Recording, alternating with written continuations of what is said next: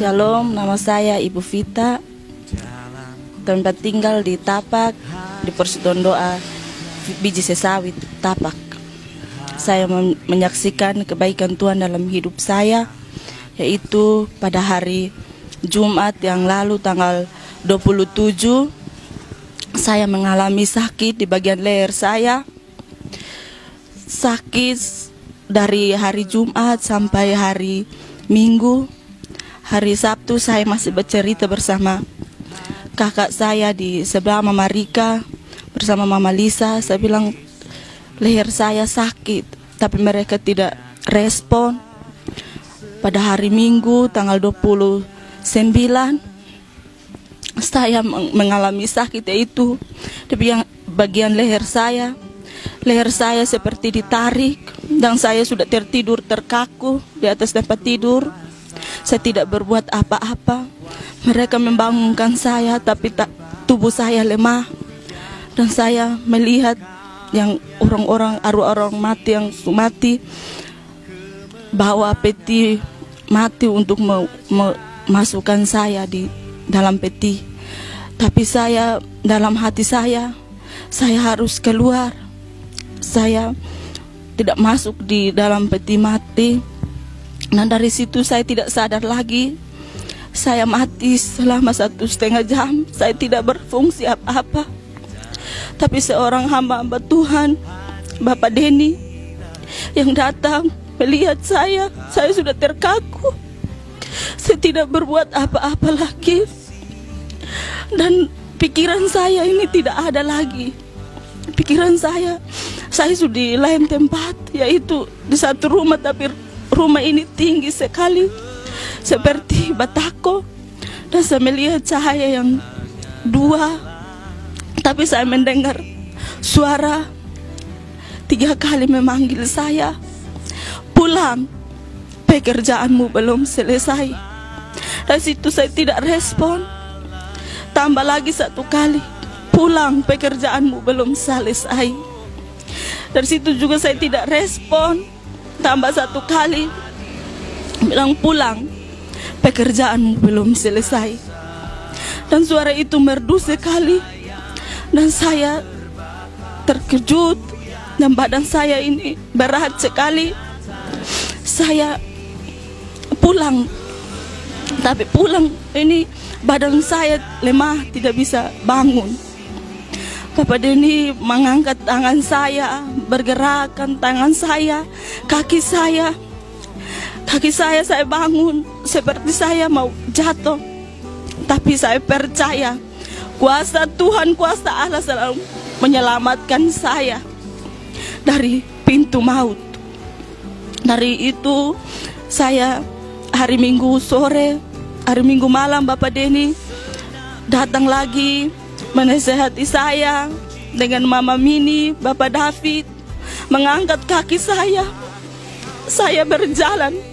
Mereka bilang percaya Tuhan Yesus sanggup untuk kamu jalan. Saya berjalan 1 langkah. Saya bangun seperti saya mau jatuh. Tetapi saya bangun lagi, saya bilang dalam nama Yesus saya harus jalan. Dari situ hari Selasa lagi, saya bilang saya harus pergi persekutuan doa. Tuhan sudah bangkitkan saya harus pergi mengiring dia. Saya pergi persekutuan doa di UNSU. Saya mau memberitakan kesaksian, tapi saya sudah tutup. Tapi saya percaya kuasa Tuhan selalu melindungi saya. Meskipun saya menghadapi tantangan dari lubung kubur, tapi Tuhan Yesus mengangkat saya. Inilah kesaksian saya. Terima kasih. Salam. Baik, salam. Saya nama Denny Laskurat. Saya yang sebagai pendoa dari adik Vita Bangkole, Ibu Vita ini dalam keadaan sakit, ya. Kemudian saya masuk dan saya mendapati bahwa ibu ini sementara gelisah, seperti ada ikatan di leher, dan begitu perjuangannya itu cukup berat. Dan kami berdoa, dan karena waktunya mendekat ibadah gereja, maka saudara-saudaranya saya katakan bahwa silakan ke gereja, biarkan saya, suaminya beserta adik Neni Oibeu, kami mendoakan beliau ini, Ibu Vita ini. Nah, di dalam doa itu ada saat di mana beliau ini sempat meninggal atau mati dengan ciri-ciri matanya itu tidak ada gerakan lagi. Suaminya itu berusaha untuk menempel tangannya di mata, atau lebih tepatnya di bagian mata hitamnya, tapi tidak ada respon, tidak ada gerakan. Kemudian saya melihat bahwa ini suasana sudah tidak betul lagi. Saya juga terasa secara ini manusia, saya merasa terpukul, tapi saya kuatkan hati saya bahwa Tuhan sanggup, Tuhan Yesus mampu. Dan sementara saya berpikir demikian, yang jaga di kaki adik Neni berkata bahwa ini Bapak, kakinya sudah dingin seperti es. Ya, saya seolah-olah diperintahkan bahwa saya harus ke kaki dan memegang jempol kaki. Kemudian saya berdoa minta kepada Tuhan supaya kembalikan jiwanya. Dan kami berdoa sungguh mungkin sekitar lebih kurang 1 jam.